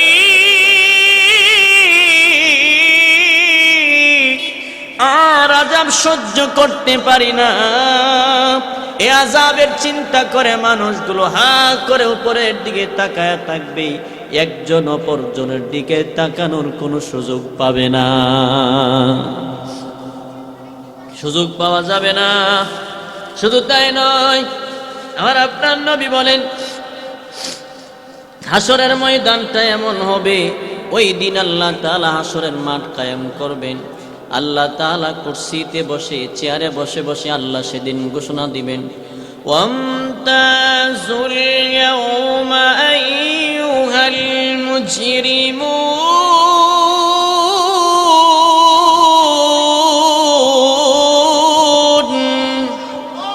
আল্লাহ তাআলা সেদিন ঘোষণা দিবেন, এরে অপরাধীর দলেরা, দুনিয়াতে নামাজি আর বেনামাজি একসাথে থাকছো, দুনিয়াতে সুদখোর আর নামাজি একসাথে মিলেমিশে চলছো, গুনাহগার আর নেককার একসাথে একই বাজারে চলাফেরা করেছো, আজকে এই কঠিন হাসরের ময়দানে আর একসাথে থাকতে পারবা না। অপরাধী যারা আছো তোমরা আলাদা হয়ে যাও। ওই দিন মানুষগুলো আলাদা হতে চাইবে না, মানুষগুলো আলাদা হতে চাইবে না, কারণ মানুষ মনে করবে আমি যদি আলাদা হয়ে যাই হয়তোবা আমাকে চিনি ফেলবে, আমারে তারা ধরে ফেলবে। মানুষগুলো বুঝতে পারবে আমি যে নাফরমান। ভাইয়েরা আমার, কিন্তু কিভাবে আলাদা করবে একটা দৃষ্টান্ত দিলে আপনারা বুঝবেন। আপনাদের এখানে ধানের জমি করেনি, ধান করেনি, এই দান করলে ভাই একটা এক্সট্রা আওয়াজ যে হচ্ছে, আওয়াজটা বন্ধ করেন না। আমার কানে লাগে, আপনার কানে লাগে না। এই দান করলে দেখবেন সিটা আর দান কিন্তু একই গাছে জন্ম নেয়, কথা ঠিক না? এখন মালিক কিন্তু সিটারে গাছে থাকতেই কিন্তু ছিঁড়ে ফেলে না, এটা সুযোগ দেয় যে বড় আসলে সিডা না দান প্রথম কিন্তু বোঝা যায় না, কথা ঠিক না? বড় হওয়ার পরে যখন ঠিক মতে পাকলে পরে কাটচান না, খোলা বলেনি আপনাদের এখানে, খোলা বলেনি যেখানে, এই খোলাতে রাখার পরে মেশিন দিয়ে এটারে ছুঁড়ে, কেউ বলে মারায়, মেশিন দিয়ে ছুঁড়ার পরে সিটা আর ধান কিন্তু একই জায়গায় থাকে। যে আপনি বিক্রি করবেন, যে ব্যক্তি কিনে নিবে, ওই লোক কিন্তু আর সিটা ধান একসাথে নিবে না, এটারে আপনি কি করতে হইব, আলাদা করে দেওয়া লাগবে। এখন আলাদার সিস্টেম কি? সহজ সিস্টেম হইল, এমনি যদি আপনি সুসারে বলেন এই তোমরা আলাদা হয়ে যাও, আলাদা হইব? কি বলেন? সিটারে যদি বলেন তুমি আলাদা হয়ে যাও আর ধানগুলো এক সাইড হয়ে যাও, আলাদা হইব জীবনে? কি করবেন? আপনি তো বুঝতেছেন বেচারা আলাদা হইতো না। এখন ওই যেই দিকে বাতাস আসে, বাতাসের মুখোমুখি দাঁড়ায়া কোলাতে দান দিয়ে এইভাবে ধরলে পরে ছাড়বো, সিটার জায়গায় সিটা, দানের জায়গায় দান, কথা ঠিক না বেটে জুড়ে বলেন? ঠিক তেমন ভাবে কঠিন কিয়ামতের ময়দানে, হাসরের ময়দানে আল্লাহ তাআলা একটা কুদরতি বাতাস ছাড়বে। এই কুদরতি বাতাস ছেড়ে নেককার আর বদকার আলাদা হয়ে যাবে। আল্লাহু আকবার, জুড়ে বলেন। আল্লাহ তাআলা সেদিন আমাদেরকে নেককারের অন্তর্ভুক্ত হওয়ার তৌফিক দান করুন, আমিন। ভাইরা আমার, এইভাবে যখন আলাদা হয়ে যাবে, শুধু তো তাই নয়, এই হাসরের ময়দানে কয়েকটা দলে বিভক্ত হবে, কয়েকটা ভাগে বিভক্ত হবে। নেককারের মাঝেও কয়েক ভাগ থাকবে, মুমিনের মাঝেও কয়েক ভাগ থাকবে, বেঈমানদের মধ্যেও সিরিয়াল থাকবে। কাফের বেঈমানেরা তো এক জাহান্নামে থাকবে, আমাদের মুসলমান ইমানদারেরাও জাহান্নামে যাবে, তবে তাদের একটা নির্দিষ্ট সময় থাকবে। হাসরের ময়দানটা যখন কায়েম হয়ে যাবে, ফামান ইয়ামাল মিসকালা যাররাতিন খায়রান ইয়ারা, সেদিন যাররা যাররা পরিমাণ যার যেমন আছে সবাইরে হিসাব দেওয়া হবে। আপনি যদি ভালো কাজ করেন সেদিন আপনারে উত্তম ফায়সালা দেওয়া হবে, পাপ করলে তার পুণ্য দেওয়া হবে, গুনাহ করলে নেক কাজ করলেও তার পুণ্য দেওয়া হবে। ভাইয়েরা আমার, কঠিন কিয়ামতের ময়দানের অবস্থাটা এমন হয়ে যাবে, আমার আল্লাহ তাআলা সেদিন চেয়ারে বসে বসে ঘোষণা দিবেন, লিমানিল মুলকুল ইয়াউম লিল্লাহিল ওয়াহিদিল কাহ্হার। আমার আল্লাহ তাআলা সেদিন হাসরের ময়দানে একটা হুঙ্কার দিবেন, ও দুনিয়ার রাজা বাদশারা, এই দুনিয়ার মুলকিয়তের ক্ষমতাবান ব্যক্তিরা আজকে কোথায়? আজকে বলো, আজকের দিনের রাজত্বটা কার? আমার আল্লাহ তাআলার এই হুঙ্কারের সামনে জবাব দেওয়ার মতো কেউ থাকবে না। আল্লাহ রব্বুল আলামিন সেদিন নিজে নিজেই বলবেন, লিল্লাহিল ওয়াহিদিল কাহ্হার। আমার আল্লাহ বলবেন, আজকে আমি রাজত্বর মালিক, আমি হইলাম কাহ্হার। ওই দিন মানুষ এমন দুর্ভোগ অবস্থায় পড়ে যাবে, আমার আল্লাহ তাআলা সেদিন আমার আপনার নবীরে হাসরের ময়দানের ভিতরে একটা চেয়ার বানায়া দিবে। হাসরের ময়দানে চেয়ার বানায় আমার নবীরে বলবেন, নবী গো, আপনাকে হাসরের ময়দানের সর্দার বানানো হলো, আপনি চেয়ারে বসেন, আপনি কেন দৌড়াদৌড়ি করেন? আমার আপনার নবী সেদিন জবাব দিবেন, মালিক, আমি নবী যদি চেয়ারে বসে থাকি, কে দৌড়াইয়া ফুলসিরাতের কিনারায় যাবে গো? আমি নবী যদি এই চেয়ারে বসে পড়ি, মিজানের পাল্লায় গিয়ে কে দাঁড়াবে? আমি রসুল যদি এই চেয়ারে বসে পড়ি, জাহান্নামের দরজায় গিয়ে কে দাঁড়াবেন? আমার আপনার নবীর অবস্থাটা সেদিন এমন হয়ে যাবে। ওই সময় আমার আপনার অবস্থাটা কেমন হবে? সূর্যের তাপের কারণে মাথার মগজগুলো ভাতের মারের মতো টকবক টকবক করে পড়বে। ওই সময় মানুষগুলো একে অপরকে বলবে, রে হাসনের ময়দানের ভিতরে আমাদের আপন বলতে কেউ নাই, কার কাছে গিয়ে বলবো আল্লাহরে বলার জন্য তিনি যেন বিচারটা তাড়াতাড়ি আরম্ভ করেন। আল্লাহ তো এখনো পর্যন্ত বিচার করলো না। বিচার করার পরে না জান্নাত এবং জাহান্নামের ফায়সালা হবে, এখনো বিচারে আরম্ভ হইল না। হাসরের ময়দানের কষ্ট আর আমরা সহ্য করতে পারি না। ঠিক এমন সময় হাসরের ময়দানের মানুষেরা, আমার আপনার নবী বলেন আয়েশা, হাসরের ময়দানে কিছু মানুষ আছে তার ঘাম হবে পায়ের টাকনু পর্যন্ত, কারো ঘাম হবে হাঁটু পর্যন্ত, আবার কারো কারো ঘাম হবে কোমর পর্যন্ত, আবার কিছু মানুষ আছে ঘামের সাগরে সাঁতরাইতে থাকবে। অবস্থা বড় কঠিন হয়ে যাবে। ওই দিন আমার আপনার নবী বলেন কেউ কারো উপকার আসবে না। ইয়াউমা ইয়াফিরুল মারউ মিন আখিহি ওয়া উম্মিহি ওয়া আবিহি ওয়া সাহিবাতিহি ওয়া বানিহি। এই জগতের মা তার সন্তানের পরিচয় দিবে না, বিবি তার স্বামীর পরিচয় দিবে না, ভাই তার ভাইয়ের পরিচয় দিবে না। এই জগতের কোনো মানুষ হাসরের ময়দানে কেউ কাজে আসবে না। হাসরের ময়দানের মানুষ সবাই আতঙ্কের মধ্যে পড়ে যাবে। তাকায় দেখবে আমার আল্লাহ তাআলার এমন রাগ আর গুসা, আমার রব্বে কারীম একটা হুঙ্কার দিতেছেন। হাসরের ময়দানের মানুষগুলো ভয়ে প্রকম্পিত হয়ে যাবে। এক পর্যায়ে মানুষগুলো সবাই নিদয়া হইয়া নিরুপায় হইয়া একে অপরের কাছে পরামর্শ করবে, রে চলো আজকে আমরা আল্লাহর কাছে সুপারিশ করার জন্য একজন ব্যক্তি আছে, যিনি হচ্ছেন আমাদের আব্বা জান, আমাদের আদি পিতা হযরত আদম নবীর কাছে গিয়ে আমরা বলি। ওনার কাছে বললে হয়তো বা তিনি যদি আল্লাহর কাছে বলেন, আমার আল্লাহ মনে হয় বিচারের কার্যক্রম তাড়াতাড়ি করবেন। হাসরের ময়দানের মানুষ দৌড়াইয়া দলে দলে গিয়ে দেখবেন আদম নবীর কাছে যাবেন। গিয়ে দেখবেন আদম নবী সেজদায় পড়ে নফসি নফসি বলে কান্দেন। আল্লাহু আকবার, জোরে বলেন। হাসরের ময়দানে আদম নবী সেজদায় পড়ে পড়ে কাঁদবেন আর বলবেন, মালিক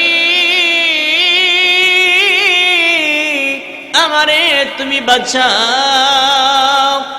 আদম নবী সেজদায় পড়ে বাঁচাও, নফসি নফসি বলে কানবেন, আমারে বাঁচাও আমারে বাঁচাও বলে কানবেন। ওই সময় মানুষগুলো দৌড়ে গিয়ে বলবেন, ওগো আমাদের আব্বা জান, দুনিয়ার জমিনে আল্লাহ তাআলা আপনাকে জান্নাতের ভিতরে সর্বপ্রথম জায়গা করে দিয়েছিল। আপনাকে আল্লাহ তাআলা অনেক সম্মান দিয়েছেন। আপনি আর রবের কাছে বলেন আল্লাহ তাআলা যেন আমাদের বিচারের কার্যক্রমটা তাড়াতাড়ি করে ফেলে। এই হাসরের ময়দানের কষ্ট আর আমাদের সহ্য হচ্ছে না। আদম নবী হাসরের ময়দানের মানুষদেরকে লক্ষ্য করে বলবেন, রে হাসরবাসীরা শুনো, আজকে হাসরের ময়দানে আল্লাহর সামনে দাঁড়ানোর জন্য আমি আদম নবীর কোনো ক্ষমতা নাই। কারণ আমারই বড় ভয় হয়, আমি আল্লাহর সামনে কেমনে দাঁড়াবো।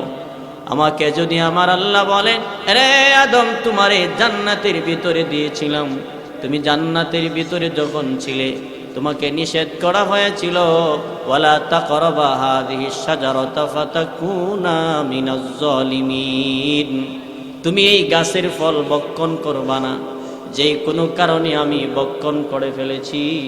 আমার আল্লাহ যদি আমারে বলেন, রে আদম তুমি তো এই অপরাধ করে ফেলেছো, আমি জবাব দিতে পারবো না, সুতরাং তোমরা আমার কাছে আসবা না, আর একটু সামনে যাও। সামনে গিয়ে দেখো নূহ আলাইহিস সালাতু ওয়াস সালাম অপেক্ষা করতে আছেন। সুবহানাল্লাহ, জুড়ে বলেন। মানুষগুলো কাঁদতে কাঁদতে সেদিন দৌড়াবে। আদম নবী থেকে বিদায় নিয়ে নূহ আলাইহিস সালাতু ওয়াস সালামের কাছে গিয়ে যাবেন। গিয়ে দেখবেন তিনিও সেজদায় পড়ে বলবেন, নফসি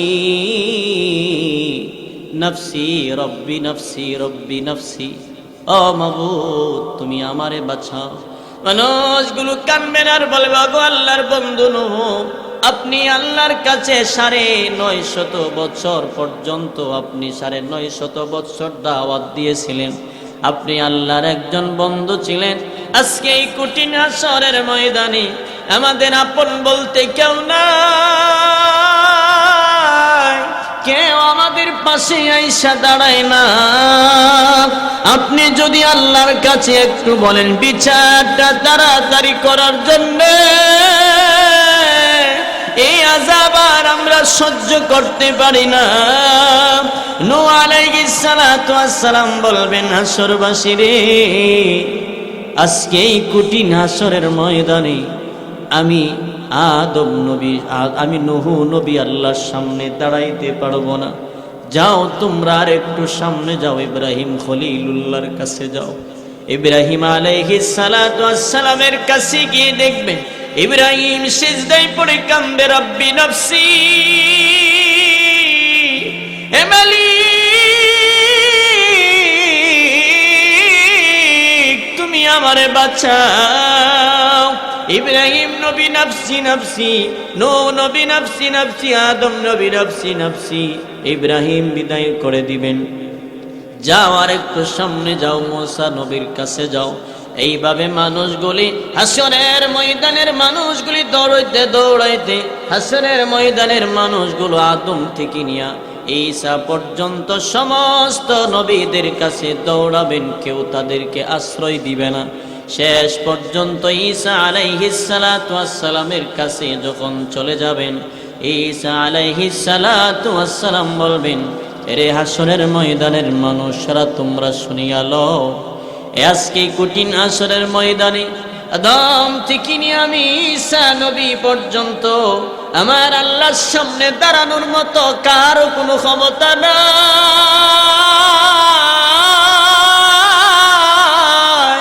আজকে কঠিন হাসরের ময়দানে আল্লাহর যেই পরিমাণ রাগ আর গুসা গো, আল্লাহর সামনে দাঁড়ানোর জন্যে আদম থেকে নিয়ে আমি ঈসা পর্যন্ত কেউ যাইবে না।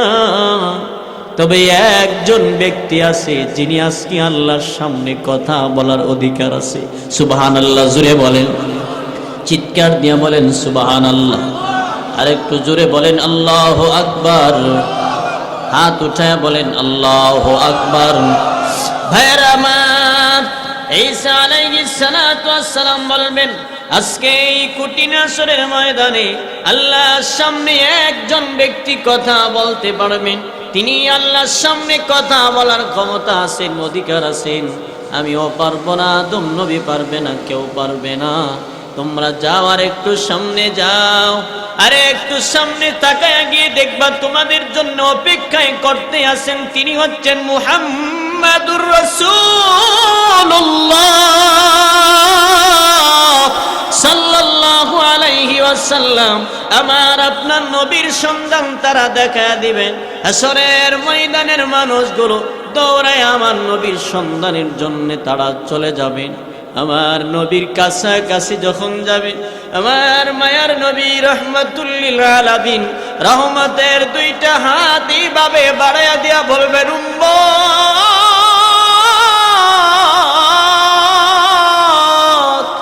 আয় আমি নবীর কাছে আয়, আমি রাসূল তো এতক্ষণ পর্যন্ত তোমাদের অপেক্ষায় দাঁড়ায় আছি রে।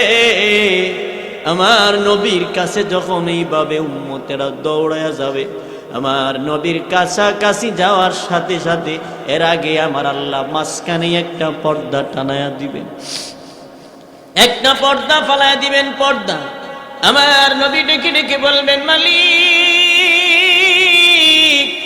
এতক্ষণ পর্যন্ত আমার উম্মতের আমি দেখলাম, আমার উম্মতেরা আমারে দেখলো, এখন আর দেখতে পারি না।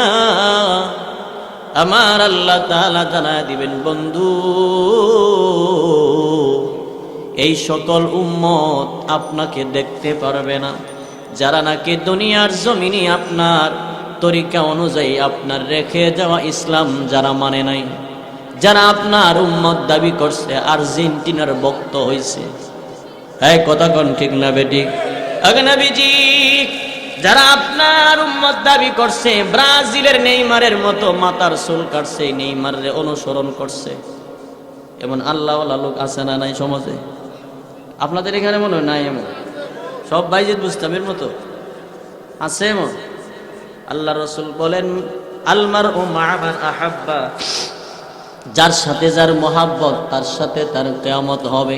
এরে যুবক, তুমি দুনিয়ার জমিনে থাকা অবস্থায় নেইমারের মতো নেইমারকে অনুসরণ করে নেইমারের মতো চুল কাটো, মেসির ভক্ত হয়ে তুমি মেসির মতো তোমার গায়ের গেঞ্জিটা লাগাও।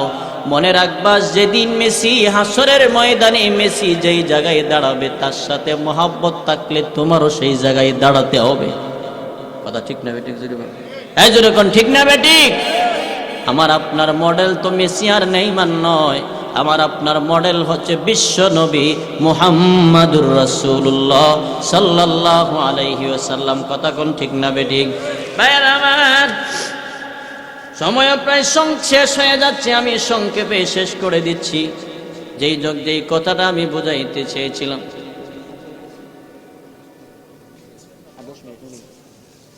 ভাইরা আমার, হাসরের ময়দানে যখন এই অবস্থাটা হবে, আমার আপনার নবী বলেন, ওই সময় আল্লাহর কাছে যখন বলবেন, আল্লাহ বলবেন এই জন্য আপনি দেখতে পারবেন না, আর সবাই আজকে আপনার কাছে দেখা করতে পারবে না। যারা আপনার মহাব্বত আর ভালোবাসা নিয়ে দুনিয়ার জমিনে চলছে, মহাব্বত আর ভালোবাসার প্রমাণ হইল নবীর সুন্নতের মাধ্যমে।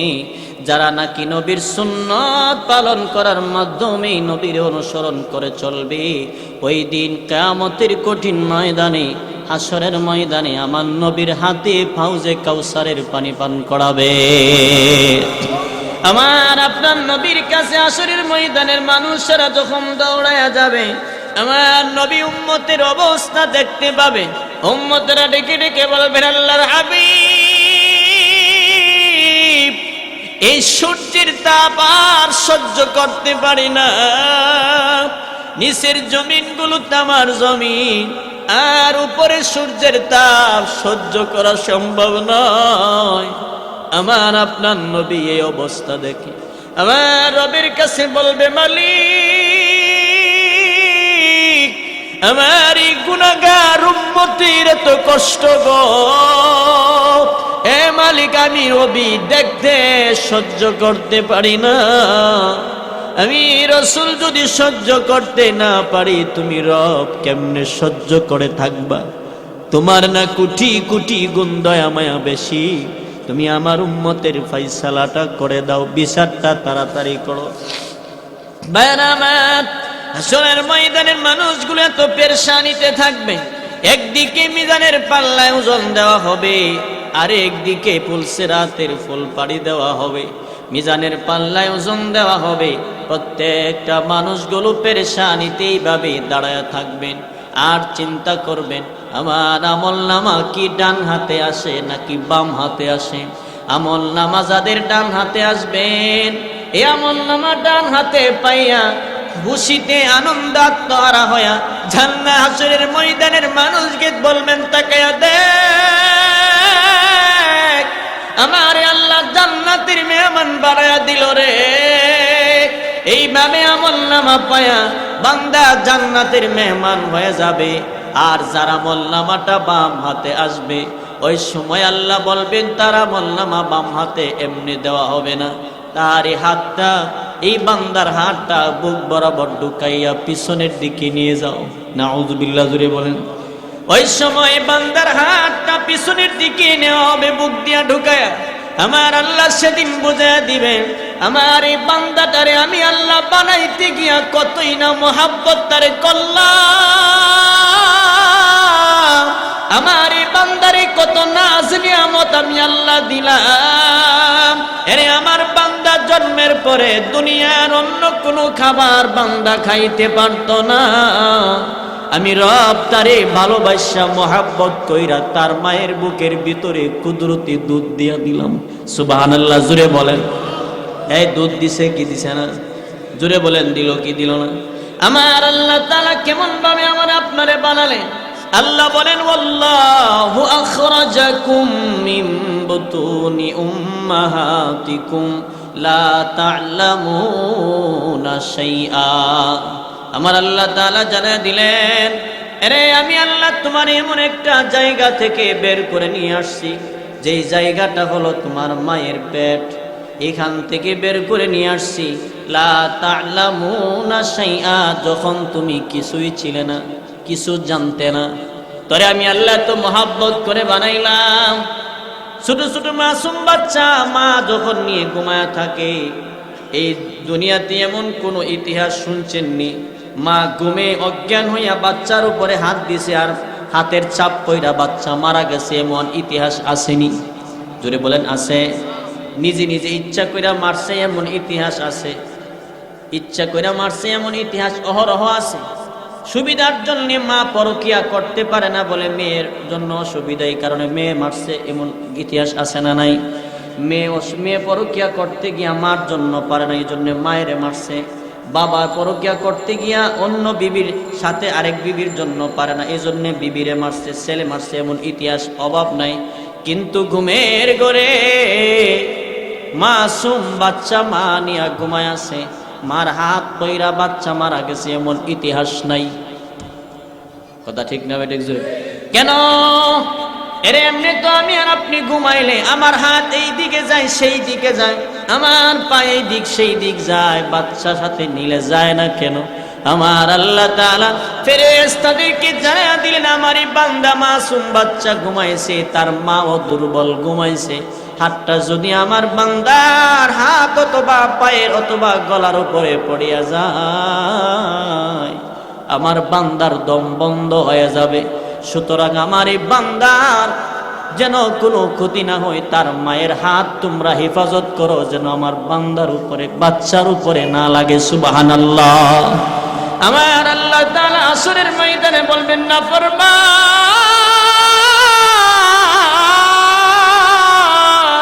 আমার এই বান্দার হাতটা বুক বরাবর ঢুকাইয়া দাও। এরে আমি আল্লাহ তাআলা তারে কত আদর যত্ন করে বানাইলাম। এই দুনিয়াটা আমি আল্লাহ বানাইছি 6 দিন সময় লাগায়া, আর এক একটা বান্দা বান্দিরে আমি রব্বে কারিম বানাইলাম 10টা মাস সময় লাগায়া। সুবহানাল্লাহ বলবেন। রে আমি 10টা মাস সময় লাগায়া বানাইছি। আমার বান্দার হাতের আঙ্গুলটা কিভাবে দিলে আমার বান্দারে দুনিয়ার সর্বশ্রেষ্ঠ সুন্দর দেখা যাবে রে? আমার এই বান্দার নাকটা কেমনে দিলে আমার বান্দাটারে ভালো লাগবে? কানটা কেমনে দিলে, কোন জায়গায় দিলে বান্দারে সুন্দর দেখা যাবে? মাথাটা গোল দিলে ভালো লাগবে নাকি লম্বা দিলে ভালো লাগবে? দাঁতগুলো বড় দিলে ভালো লাগবে নাকি ছোট হইলে ভালো লাগবে? আমার বান্দার গায়ের কালারটা সুন্দর দিলে ভালো হবে নাকি কালো দিলে ভালো হবে? আমি আল্লাহ তাআলা এত ডিজাইন কইরা বানাইছি, আমি আল্লাহ নিজে নিজেই ডিজাইনার হয়ে গেছি। সুবহানাল্লাহ জুড়ে বলে। আমি আল্লাহ আমার এই বান্দা বান্দীদেরকে বানাইতে গিয়া এক একটা অঙ্গ বানাইছি। আমার বান্দার দিকে আমি আল্লাহর কুদরতি নজর দিয়া তাকাইলাম, আমার বান্দারে যেন দেখতে অনেক সুন্দর দেখা যায়। এর এত সুন্দর করে বানানোর পরেও আমার বান্দা আমার গোলামি করলো না, আমার নাফরমানিতে লিপ্ত হয়ে গেল। আমার এই বান্দার হাতটা পিছন দিকে নিয়ে যাও। ফেরেশতারা বান্দার হাতগুলো পিছনের দিকে নিয়ে যাবেন। বান্দার হাতটা যখন পিছনে নেওয়া হবে, ফেরেশতারা বলবে মালিক এই বান্দার হাতটা যখন পিছনে নিলাম, তার আমলনামা যদি তার হাতে দেওয়া হয়, চেহারা তো সামনে থাকবে, আমলনামা দেখবে কিভাবে? আমার আল্লাহ বলবেন, আরে আমারই নাফরমান বান্দার চেহারাটা গার মস্কায়া চেহারাটাও পিছনের দিকে নিয়ে যাও। চেহারা সেদিন পিছনের দিকে নেওয়া হবে। এবার আমার আমি আপনাদেরকে বলি, বলেন তো সেদিনের আযাব সহ্য করার ক্ষমতা কাহারও আসেনি? আওয়াজ দিয়া বলেন আছে? ওই দিনের ভূমিকাটা আমার আপনার নবীর ভূমিকা কি হবে? আল্লাহ তাআলা আমার তিলাওয়াতকৃত আয়াতে আল্লাহ বলেন, ফামাইয়ামাল মিসকালা যাররাতিন শাররান ইয়ারা ওয়ামাইয়ামাল মিসকালা যাররাতিন শাররান ইয়ারা ফামাইয়ামাল মিসকালা যাররাতিন খায়রান ইয়ারা ওয়ামাইয়ামাল মিসকালা যাররাতিন শাররান ইয়ারা। রে সেদিন যার যার পাওনা যাররা যাররা পরিমাণ সেদিন বুঝায়া দেওয়া হবে। গোপনে কি পাপ করছেন ওই সময় আপনার টের পেয়ে যাবেন। দুই কান্দে দুইজন ফেরেশতা আছে না নাই? কিরামান কাতিবিনা ইয়ালামুনা মা তাফআলুন। দুইজন ফেরেশতা সেদিন আমার আপনার উপস্থাপন হয়ে যাবেন, উপস্থাপক হবেন। ইকরা কিতাবাক ইয়া ওয়াইলাতা মা লিহাদাল কিতাব, ইয়া ওয়াইলাতা মা লিহাদাল কিতাব লা ইউগাদিরু সগীরাতাও ওয়ালা কাবীরাতান ইল্লা আহসাহা। সেদিন কেন আমলনামা যার যার হাতে দেওয়া হবে, আমলনামাটা দেখবে আর বলবে, এরে গভীর রজনীতে আমি জিনার কাজে লিপ্ত ছিলাম, পৃথিবীর কেউ আমারে দেখলো না। এটা কেমন লেখক কে লেখলো রে, আমার জীবনের একটা গুনাহও বাদ পড়ে নাই। রে এটা কেমন লেখক কে লেখলো, আমার জীবনের ভালোটাও বাদ পড়ে নাই, খারাপটাও বাদ পড়ে নাই। সেই দিন অবস্থাটা কেমন হবে একমাত্র আল্লাহ ব্যতীত আর কেউ বুঝাইতে পারবে না। ভাইরা আমার, ওই দিন আমার আপনার নবী উম্মতের অবস্থা দেখে সেজদায় পড়ে কান্দে আর বলবে, মালিক, আমার গুনাহগার উম্মতের এই অবস্থা দেখে আমি রাসূল সহ্য করতে পারি না। আমি যদি সহ্য করতে না পারি, আপনি মাওলা কেমনে সহ্য করে থাকেন? আমার আপনার নবী সেজদায় পড়ে উম্মতের জন্য যখন কান্না শুরু করে দিবেন, আসমানের উপর থেকে এইভাবে সমস্ত হাসরের ময়দানে আমার নবী কান্নাকারি করবেন। আমার রব্বে কারীম এই ময়দানের চেয়ারে বসে বসে আমার নবীর দৃশ্যগুলো দেখতে থাকবেন। এক পর্যায়ে যখন কোনো আওয়াজ আসবে না, আমার নবী উম্মতের মহাব্বতে পড়িয়া বলবেন, মালিক, আমার উম্মতের ফায়সালাটা করিয়া দাও। আমার নবী সেজদায় পড়ে যখন উম্মতের জন্য কান্না শুরু করে দিবে গো, রব্বে কারীমের পক্ষ থেকে যখন কোনো আওয়াজ আসবে না, আমার আপনার নবী এক পর্যায়ে বলবেন, আল্লাহ,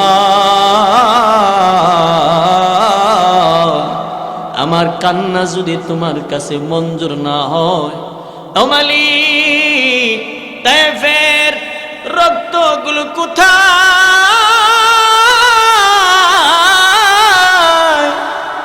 তায়েফের রক্তের বিনিময়ে আজকে আমার গুনাহগার উম্মতের ফায়সালা করে দাও। আমার আপনার নবী এইভাবে আল্লাহর এত প্রশংসা করবেন।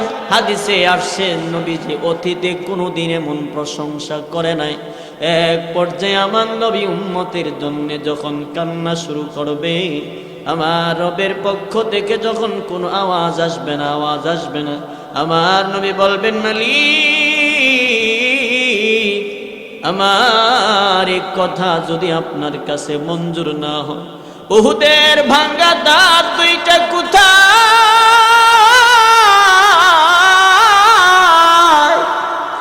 বেঈমানের বাচ্চাগুলি আমি রাসূলের দুইটা দান্দান মুবারক পর্যন্ত শহীদ করে দিল। একমাত্র উম্মতের ফায়সালার জন্য আমি দুইটা দান্দান মুবারক কোথায়? আমার এই দান্দান মুবারকের বিনিময়ে আমার গুনাহগার উম্মতের ফায়সালাটা তুমি করিয়া দাও। আমার আল্লাহ তাআলা রহমতের দরিয়ায় জোশ উঠে যাবে। আমার নবী রেখে রেখে যখন এইভাবে বলতে থাকবেন, আমার আল্লাহ তাআলা বলবেন, বন্ধু, আর কাঁদবেন না, আপনার কান্দা আপনি বন্ধ করেন। দুনিয়ার জমিনে আপনারে বহু আমি আল্লাহ কান্দাইলাম রে, দুনিয়াতে আমি আল্লাহ বহু কাঁদাইলাম। কাফের বেঈমানের বাচ্চাগুলি আপনার উপরে নির্যাতন আর নিপীড়ন করলো, বহু কষ্ট আপনারে আমি আল্লাহ দিয়েছি। হাসরের ময়দানটা কান্নার ময়দান নয়। আপনি রাসূল কানলে আমি রব সহ্য করতে পারি না। ফাসফা লিমান শিইতা, আগে নবীজি আপনি মাথা মুবারকটা উঠান। আজকের এই ময়দান কান্নার ময়দান নয়, আপনার মাথা মুবারকটা উঠান। আপনার যাকে মনে চায় তাকে লইয়া জান্নাতে নিয়ে যান। ভাইরা আমার, সেদিন আমার আপনার নবীর কান্নার কারণে আমার আল্লাহ তাআলা উম্মতের বিচারের কার্যক্রম, বিচারের মঞ্চ সাজাবেন। শুধুমাত্র তাই নয়, এই বিচারের মঞ্চ সাজানোর পরে দুই দলে দুই ভাগে বিভক্ত হয়ে যাবে। কয় ভাগে? জোরে বলেন, কয় ভাগ? একদল যাবে জান্নাতে আর একদল যাবে জাহান্নামে। এই জন্য আমার তিলাওয়াত কি তো আল্লাহ আয়াতে আল্লাহ তাআলা বলেন, ফামাই আমাল মিসকালা যাররাতিন খায়রান ইয়ারা ওয়া মান আমাল মিসকালা যাররাতিন শাররান ইয়ারা। যার যার পাওনা তারে বুঝায়া দেওয়া হবে, ভালো করলেও তার প্রতিদান দেওয়া হবে, গুনাহ করলেও তার প্রতিদান সেদিন দেওয়া হবে। দুই দলে বিভক্ত হবে, একদল জান্নাতি আর একদল জাহান্নামী। আল্লাহ তাআলা আমাদের সকলকে জান্নাতের মেহমান হওয়ার তৌফিক দান করুন, আমিন। আমরা এই পর্যন্ত আমরা সূরাতুল জিলজাল থেকে কথাগুলো শুনছিলাম। এই আয়াতে আল্লাহ তাআলা যা কিছু বুঝিয়েছেন আমাদের সকলকে, আল্লাহ তাআলা আমাদের সকলকে পরকালের ময়দানে, হাসরের ময়দানে নবীজির হাতে হাউজে কাউসার এবং জান্নাতের মেহমান হিসেবে কবুল করুন, আমিন। আমার এই কথাগুলো এখানেই আমি শেষ করে দিলাম। আসসালামু আলাইকুম ওয়া রাহমাতুল্লাহ।